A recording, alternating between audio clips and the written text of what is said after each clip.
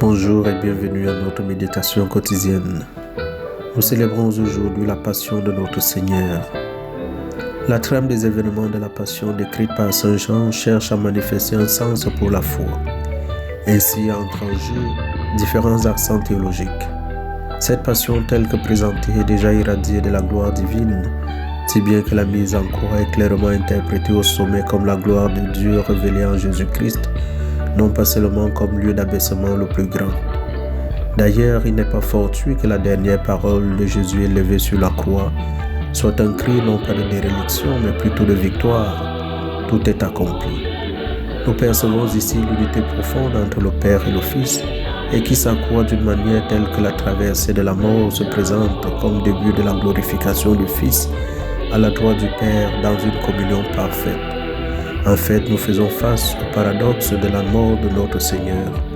La gloire de Dieu se révèle dans le lieu où l'on s'attendrait le moins à la voir jaillir. Tout est accompli.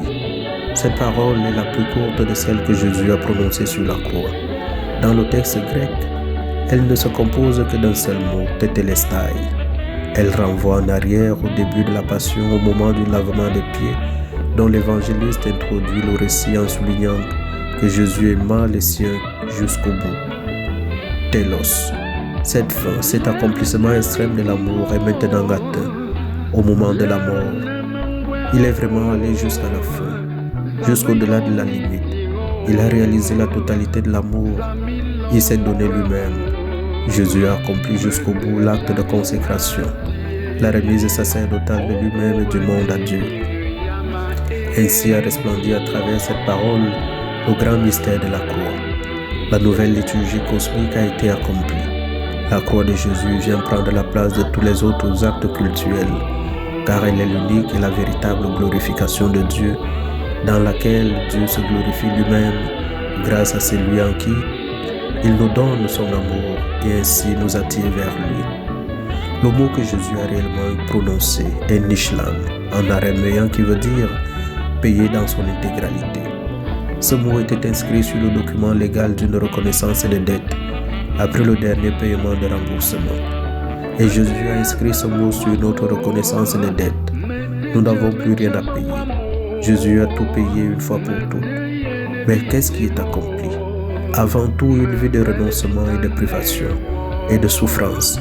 Personne n'a souffert de l'ignominieuse déchéance de l'humanité comme Jésus, parce que seul il connaissait la gloire qui lui était destinée.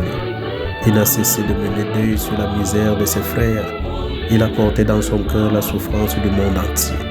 Sa joie était d'adoucir la douleur du corps et celle de l'âme, de consoler les affligés, de sécher les larmes de ceux qui pleurent.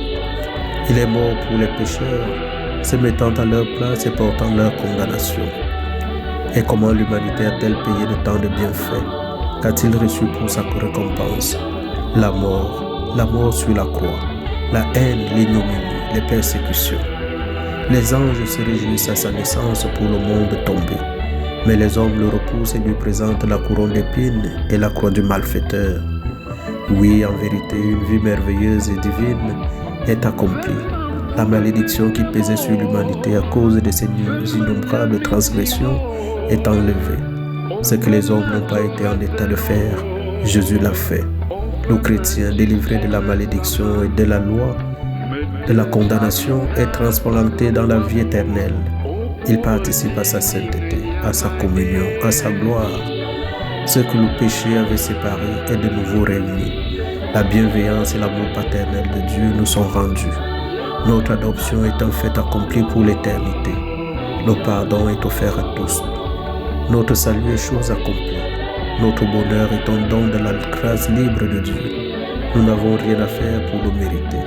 Tout est accompli. Cette parole du Seigneur doit rappeler aux chrétiens d'autres passages des Saintes Écritures. Au moment même où le Seigneur livre sa vie à la mort, il s'écrit « Tout est accompli ». Aux yeux du monde, ce sont ses ennemis qui triomphent. Ce sont eux qui auraient pu dire « Notre plan a réussi, nous avons remporté la victoire ». C'est à ce moment cependant que Jésus remporte la victoire. Cette parole a vu son accomplissement déjà au matin de Pâques par la résurrection du Seigneur et depuis lors elle ne cesse de se réaliser. Les ennemis même du Christ sont forcés de reconnaître qu'en mourant, il a remporté la victoire et fondé son royaume. À cette heure solennelle sur le Golgotha, il s'agit de se poser la question importante entre tous. Le salut ou la perdition du monde? L'humanité perdra-t-elle son Dieu?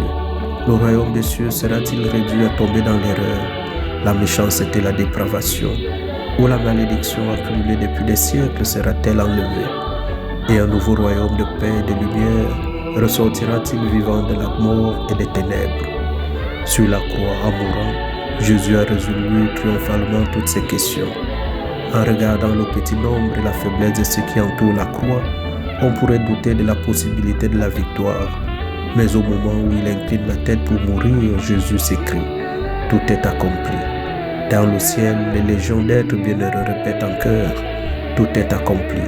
Et sur la terre, des milliers de créatures répondent à leur tour « Tout est accompli ».